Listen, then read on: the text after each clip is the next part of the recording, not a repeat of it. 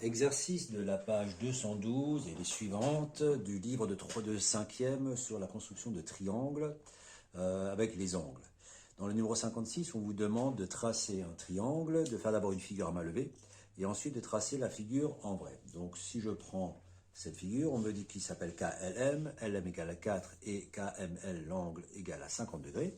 Ben, si on me demande de faire la figure à main levée, je trace donc un triangle, je l'appelle KLM, peu importe où c'est que je mets le point K, où c'est que je mets le point L et où c'est que je mets le point M. L'important c'est qu'il s'appelle KLM.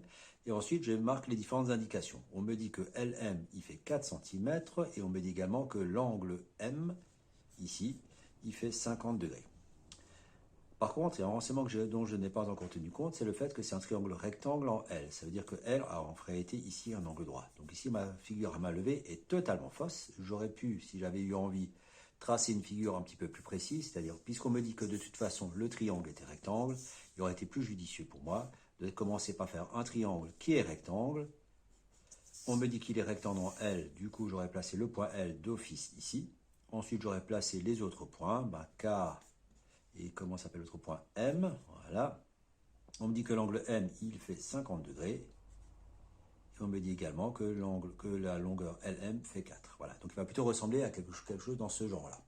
Ben, on va tracer ça, c'est pas bien compliqué. Je commence par tracer la base de 4 cm. Donc c'est pas très grand. 4 cm. Je l'appelle LM. Je marque que ça fait 4 cm. L'angle de 50 degrés à partir du point M, je positionne mon rapporteur, une petite marque, je trace ceci. Ici, j'ai mes 50 degrés. Et je n'oublie pas de tracer l'angle droit là où il y a le point L. Donc je prends l'équerre pour cela. Je pose mon équerre sur le point L. Voilà. Je prolonge. Comme d'habitude, ce n'est absolument pas grave si ici ça dépasse, c'est pas gênant. Par contre, il ne faut pas que j'oublie le codage, il ne faut pas que j'oublie ici de passer le point K. Voilà la figure qu'on obtient. Donc c'est pas une figure très très grande et c'était pas bien compliqué. C'est à la limite quelque chose qu'on aurait pu vous demander en sixième, pardon. Qu'est-ce qu'on me demande d'autre? Ensuite, le numéro 58, on me dit que ABS est un triangle rectangle. Là aussi, je vais faire une figure à main levée. Donc un triangle rectangle. On me dit qu'il est rectangle en S, donc je vais tout de suite mettre l'angle droit là où il y a le point S. Ou plus exactement, je vais positionner le point S là où il y a l'angle droit. On me dit que SA, donc SA c'est 3,5 cm et l'angle SBA, c'est celui-là, qui fait 30 degrés. Ah. Celui-là, je n'aurais pas pu le donner à un élève de 6e, puisqu'un élève de 6e, il aurait été bien embêté de faire les 3,5, l'angle droit et les 30 degrés ici lui auraient posé problème puisqu'ils ne sont pas positionnés ici, mais là. D'où la question intermédiaire, petit a, quelle est la mesure de l'angle SAB? Et bien, pour calculer cela, on va simplement tenir compte du fait que l'angle A, c'est 180 degrés, moins les 90 degrés qu'on connaît déjà, moins les 30 degrés qui sont là, et vous trouvez que l'angle A mesure 60 degrés. Et maintenant, je sais que l'angle qui est ici, il fait 60 degrés. Je vais pouvoir le tracer exactement de la même manière que j'ai tracé celui-là, sauf que maintenant, j'ai 60 degrés au lieu d'avoir 50. Donc, pour faire cela, je pose les 3,5 cm, comme avant. Donc, comme avant, j'avais 4 cm, maintenant j'en ai plus que 3,5, donc il sera un petit peu plus petit. Je fais mon angle droit, où je peux faire d'abord l'angle de 60 degrés, ça peut importer dans quel ordre vous le faites. Donc cette mesure, je ne sais pas combien elle fait, tout ce que je sais, c'est que ça doit être perpendiculaire.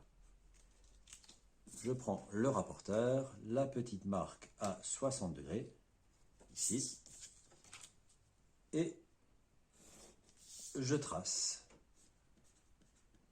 Et je n'oublie pas de positionner le point B au bon endroit. Et voilà, c'est finalement le triangle, malgré les mesures plus petites, il sera plus haut que précédemment. Exercice suivant, pas bien compliqué non plus. BAL est un triangle tel que, on a plein de renseignements. Donc là aussi, je vais faire une figure à main levée. Hop. BAL, donc peu importe où c'est que vous mettez le point B, le point A et le point L, on me dit que AB mesure 5 cm, l'angle A mesure 32 degrés et l'angle L va mesurer 43 degrés. Celui-là non plus, j'aurais pas pu le donner à un élève de 6e. Un élève de 6e, j'aurais dû placer le 5 à cet endroit-là. Mais un élève de 5e, comme vous, ça ne pose absolument aucun problème. Puisqu'on me demande la question intermédiaire, que normalement dans une évaluation, moi personnellement, je ne vous l'aurais pas posée. C'était à vous de prendre cette initiative-là. Pour calculer l'angle B, une seule lettre suffit puisqu'il n'y a pas d'ambiguïté. Mais on va faire comme avant, 180 degrés, moins les deux angles qui sont là. Alors moi je prends cette présentation-là, mais rien ne vous interdit bien évidemment de faire d'abord 32 plus 43 et après faire 180 moins la réponse. Donc 32 plus 43, ça fait 75. J'enlève 75, ça fait donc un angle de 105 degrés, si je n'ai pas fait d'erreur de calcul. Voilà. Du coup, la question petit b, elle devient très facile, puisque l'angle qui est là fait 75 degrés. Alors rien ne m'interdit de tracer la figure en réalité dans ce sens-là, c'est-à-dire mettre la base de 5 cm ici. C'est d'ailleurs ce que je vais faire. Donc je commence par faire mes 5 cm ici, en espérant que ça ne rentre pas dans mes calculs précédents. J'ai mes 5 cm. Ça, ce sera donc BA. Donc vraiment, tenez vraiment compte du fait que je tourne la figure. D'accord? Donc mes 5 cm, ils sont là. À l'angle B, je vais mesurer 75 degrés. Donc je retourne le rapporteur pour qu'il soit dans la bonne direction. 75 degrés, c'est ici. Ça rentre un petit peu dans le texte, mais c'est pas bien grave. Voilà. Donc ici, j'ai 75 degrés. Je n'oublie pas de l'indiquer. Les 32 degrés, pareil, c'est là où il y a le point A. 32 degrés, la petite marque. Voilà ce que tiens. Ici, j'ai donc 32 degrés. Et donc ici, normalement, ça devrait être le point L. On va quand même vérifier par acquis de conscience qu'ici, j'ai bien 43 degrés. Je pose mon rapporteur. Tiens, non, pourquoi je n'ai pas 43 degrés? Ça, c'est étonnant. J'ai dû faire une erreur quelque part. La question est où? Oui, parce que ce n'est pas 75, c'est 105 quand on fait n'importe quoi. Voilà, mais c'est pas plus mal finalement. Donc vous voyez que parfois ça peut être utile de vérifier ces calculs. Donc j'avais bien calculé 105, j'ai marqué 75. Allez savoir pourquoi. Donc je refais le bon triangle. Donc 5 cm. Voilà. Donc vraiment, prenez ça comme leçon. Ça veut dire que c'est pas parce qu'on a l'habitude de le faire qu'on ne se trompe pas. Donc c'est important parfois de revérifier ces mesures. Ça peut arriver à tout le monde de se tromper. Donc je ne vais pas me tromper cette fois-ci. Je vais faire 105 degrés. Donc il y a un angle obtus. Donc 105 degrés. Voilà. Je vais mesurer mes 32 degrés qui eux étaient juste avant. Heureusement que j'ai un petit angle, parce que sinon le triangle aurait pu être très grand. Je mesure ceci. Pouf. 32. Je l'appelle L. Cette fois-ci, je vais vérifier que ça fait bien 43 degrés. Et ça semble effectivement bien plus proche de 43 qu'avant. Avant, c'était quand même un grand angle. Oh ben tiens, j'ai du bol. 43 degrés au degré près. Donc si vous avez 1 degré d'erreur, c'est encore pas dramatique. Voilà, pour cet exercice-là. Exercice suivant, l'exercice 86, qu'est-ce qu'on me demande? La figure a été réalisée en respectant les mesures d'angle données, donc c'est-à-dire que cette figure-là, elle est juste en ce qui concerne les angles. Et du coup, Arthur prétend que les droites DE et GF sont parallèles, ça se voit. Est-ce qu'il a raison? Expliquez.